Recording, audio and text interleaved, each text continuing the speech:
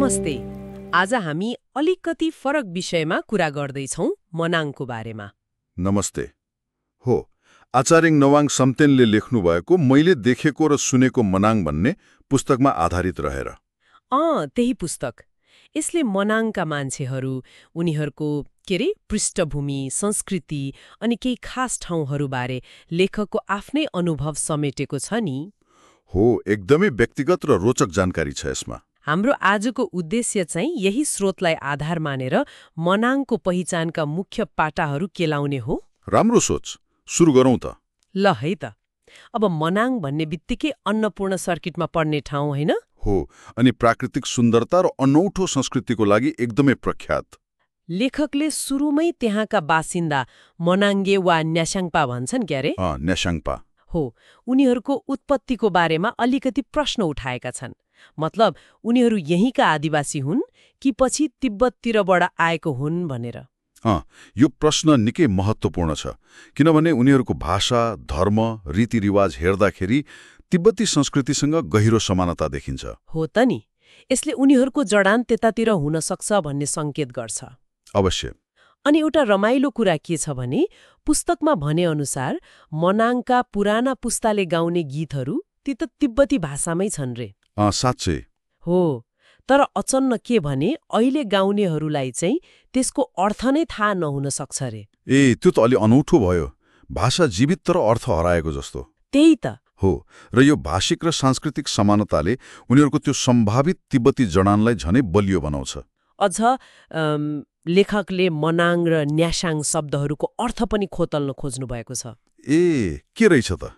मनाङको अर्थ तलको घर वा गाउँ हुन सक्ने अनि न्यास्याङ चाहिँ स्याङसुङ नजिक भन्ने अर्थ लाग्न सक्ने अनुमान छ। स्याङसुङ, त्यो त पुरानो तिब्बती सभ्यता होइन र बोन धर्मसँग जोडिएको?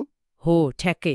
यसले के देखाउँछ भने उनीहरूको सम्बन्ध सायद तिब्बती बौद्ध धर्म भन्दा पनि पुरानो त्यो प्राचीन बोन धर्म र स्याङसुङ सभ्यतासँग पो थियो कि भन्ने सम्भावना।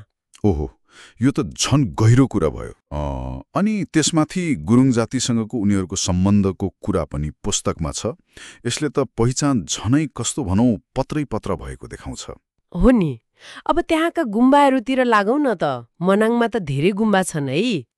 छन्, तर लेखकले मुख्य गरी 3वटालाई विशेष महत्त्व दिनुभएको छ। कुन कुन? खाङसारमा रहेको पाल साक्य तस्राप गुम्बा, अनि मनाङ गाउँको पोचो गुम्बा र ब्राका गुम्बा। यिनीहरूलाई कुन्दुसुसुम पनि भन्छन् रे। हो, कुन्दुसुसुम मतलब सबैको सार भएको 3। तस्राप गुम्बाको स्थापनाको कथा पनि रमाइलो रहेछ नि। कस्तो कथा? भन्छ नि एकजना लामा घोडामा ठाउँ खोज्दै जाँदा अहिले गुम्बा भएको ठाउँमा आइपुगेपछि घोडाको लगाम मतलब तस्राप खस्यो रे। अनि त्यही खसेको ठाउँलाई शुभ सङ्केत मानेर गुम्बा बनाएको रे। हो, यस्तो कथा प्रचलित छ। अनि यो ठाउँलाई मिलेरेपाका शिष्य खिरा गोन्पो दोर्जे उहाँसँग पनि जोडिन्छ। हो, उहाँले आफ्नो धनुष वा बन्दुक त्यहाँ चढाएको र त्यो अझै गुम्बामा छ भन्ने कुरा पनि छ नि पुस्तकमा। छ। त्यो कथाले गुम्बा स्थापनालाई रोचक बनाएको छ, तर यसको धार्मिक महत्त्व पनि ठूलो छ। यो गुम्बा चाहिँ शाक्य परम्परासँग जोडिएको छ। शाक्य परम्परा त्यो तिब्बती बौद्ध धर्मको एउटा हाँगा हो? हो, 4 प्रमुख सम्प्रदायमध्ये एक।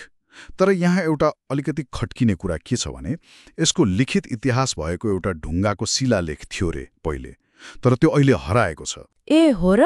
हरायो? हरायो भनिएको छ। यसले गर्दा गुम्बा वास्तवमा कति पुरानो हो भन्ने कुरा अलिकति रहस्यमय छ। त्यो त महत्त्वपूर्ण प्रमाण हराए जस्तो भयो नि। हो त नि। यस्ता हराएका कुराले दुर्गम ठाउँहरूको इतिहास कसरी लिखिन्छ वा हराउँछ भन्ने बारे सोच्न बाध्य बनाउँछ। भयो। अनि त्यहाँको संस्कृतिलाई जीवन्त राख्ने अरू के छन्? चाडपर्वहरू छन् नि, यार्तुङ र मिथा जस्ता पर्वहरू। यार्तुङ भनेको घोडा दौडाउने पर्व हो। रन्नीचङ्गी लुगा लगाएर घोडा दौडाउने, गुम्बा जाने। मिथा चाहिँ धनुषबाण हान्ने पर्व। यस्ता पर्वहरूले त्यहाँको सामाजिक र सांस्कृतिक जीवनलाई एकदमै झल्काउँछन्। सुन्दै रमाइलो लाग्यो। अब मनाङका केही विशेष ठाउँहरूबारे पनि कुरा गरौँ न। तिलिचो ताल, होइन?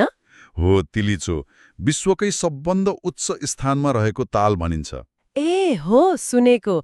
यसको सुन्दरता त बयानै नगर्ने खालको छ भन्छन् नि। अवश्य। प्राकृतिक रूपमा त अनुपम छँदैछ, तर यसको सांस्कृतिक महत्त्व पनि कम छैन। कस्तो सांस्कृतिक महत्त्व? हिन्दू धर्मावलम्बीहरूले यसलाई रामायणमा उल्लेख भएको काको भसुण्डी तालसँग जोडेर हेर्छन्। ए, काको बसुण्डी ताल, त्यो त थाहा थियो। अनि अर्को एउटा रोचक ठाउँ छ, खाङसार नजिकै मुनलेक भन्छन्। मुनलेक, चन्द्रताल। तर स्थानीय नाम चाहिँ मोपेब छो रहेछ। मोपेब छो, यसको अर्थ? यसको अर्थ हुन्छ वर्षा झार्ने ताल। ओहो, वर्षा झार्ने ताल, किन त्यस्तो नाम?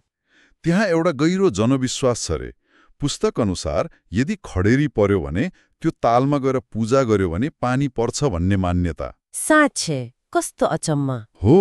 यसले के देखाउँछ भने त्यहाँको भूगोल र मान्छेहरूको आस्था कति गहिरोसँग जोडिएको छ। त्यसो भए यो सबै कुरा सुन्दा आचार्य नेवाङ सम्तेनको यो अनुभवबाट के बुझ्न सकिन्छ त मनाङबारे?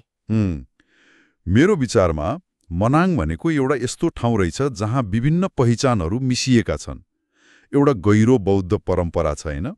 विशेष गरी तस्राब जस्ता ऐतिहासिक गुम्बाहरूमा त्यो देखिन्छ। हो, अनि त्यो सँगसँगै सुन्दर तर कठोर भूपरिदृश्यसँग जोडिएको एकदमै जीवन्त र अद्वितीय संस्कृति पनि। हो, मिश्रित पहिचान, गहिरो परम्परा र अद्भुत प्रकृति। ठ्याक्कै। अनि त्यो तस्राब गुम्बाको हराएको शिलालेखको कुरा छ नि, छ। त्यसले मेरो मनमा एउटा प्रश्न उब्जायो के मनाङ जस्ता उपत्यकाहरूमा अझै कति यस्ता नलेखिएका इतिहास होलान्? हो त नि, कति कथाहरू दबिएका होलान्, कति परम्पराहरू भुल्दै गइएका होलान् जुन फेरि खोजिन, फेरि सुनिन बाँकी नै छन्। हो, यो निकै गहिरो प्रश्न हो। यसले हामीलाई इतिहासका ती नदेखिने पत्रहरू र तिनलाई कसरी जोगाउने भन्ने बारे सोच्न लगाउँछ। हो, साँच्चै सोच्नुपर्ने कुरा हो।